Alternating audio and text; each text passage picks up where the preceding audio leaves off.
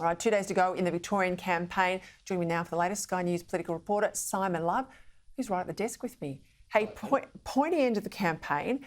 Today we had the leaders out doing their thing at opposite ends of the state, but we then also had the costings come out. What can you tell us? Thursday night, of course, and late time, and here comes the costings from both parties. So Tim Pallas put out his costings first, and he claims there'll be a $1 billion surplus now in the forward estimates. If you have a look at the figures, this is a slight improvement on where Labor had the pre-election budget update by about $300 million or so. So deficits over the first, looking at the coalition's figures actually on the screen first. So the coalition's got two deficits in the first two financial years. They're then saying that they'll get to surplus by 2024-25 and then somehow get to an $11 billion surplus by the end of the forward estimates. But the coalition couldn't put a full figure on the amount that they are spending this election. So David Davis came a little bit unstuck on that. But we did see the coalition concede that they are going to look at privatising or leasing the state's sewerage maintenance system. They're also going to look at drawing down on some of the contingencies in the budget as well to get to that debt position. And Labor's going to do that as well. So you've got both parties drawing down on what you'd say could be the rainy day fund within Victoria's state budget to possibly prop up the debt and the bottom line in their figures. Well, one of the things I did pick up was this time in the last election cycle, so 2018, the Premier said his suburban rail link would cost around, I think it was projected to be up to $50 billion. I spoke to an economist last night who said $200 billion. It's that sort of number. A lot of experts agree with him.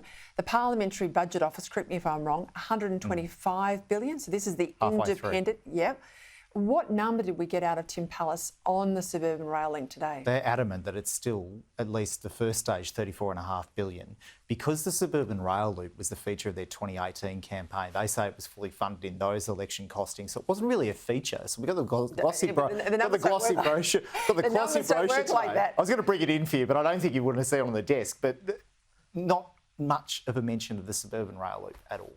So there is, this is my political take, whenever a politician gives you a glossy number, a brochure in a press conference, Simon, that's to distract you so that you don't go down to the black and white balance sheet numbers and ask the tough questions. Oh, we certainly had a look at a few of them. But no one believes that they can fully fund this. I mean, this is a state with the worst budget position in the country, worse than the combination of Tasmania, New South Wales and Queensland.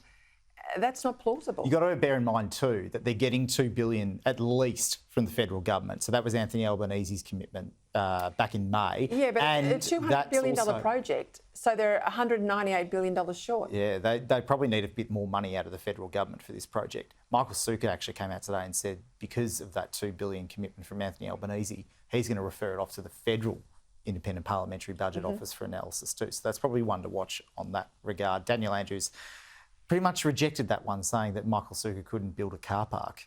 So doesn't matter. The Parliamentary Budget Office in Canberra's got horsepower. Just quickly, how are they going in Mulgrave? I keep hearing it's getting tighter and tighter. And if you look at the votes cast, you're almost at 50% now before polling day. It's going to be a fascinating contest because you've got so many different candidates running all different sorts of parties. Obviously, Ian Cook's probably the most prominent independent candidate down there. His campaign's been doing some exit polling, and that shows that the Premier's primary's probably come back a little bit.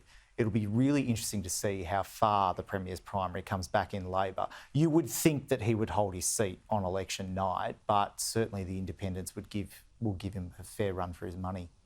And Kevin Rudd must still be popular because they've had him out speaking Mandarin in some key seats, haven't they? In Northcote this morning. So we might be able to quickly show some pictures of him out there. Yeah, we'll put some up on the screen. Yeah, so he was out there with Kat Theophanous, I hope I've said Kat's name right. And, wow, this is taking me back to a few months back when Kevin Rudd was here during the federal election. There were a couple of times. Interesting exchange then, but no, Kevin Rudd there in Northcote, and seems like it was well set up there by Labor for a bit of a picture opportunity. And I hear he was also out down near Box Hill yesterday as well. He was, and Ashwood. So they're interesting. They must want to win those seats. Yeah. Thank you very much, Simon Love. All right, we'll stay right across all of that, as I said, getting into 6 p.m. on Saturday night. And of course, the coverage here from 5 o'clock on Sky News on election night.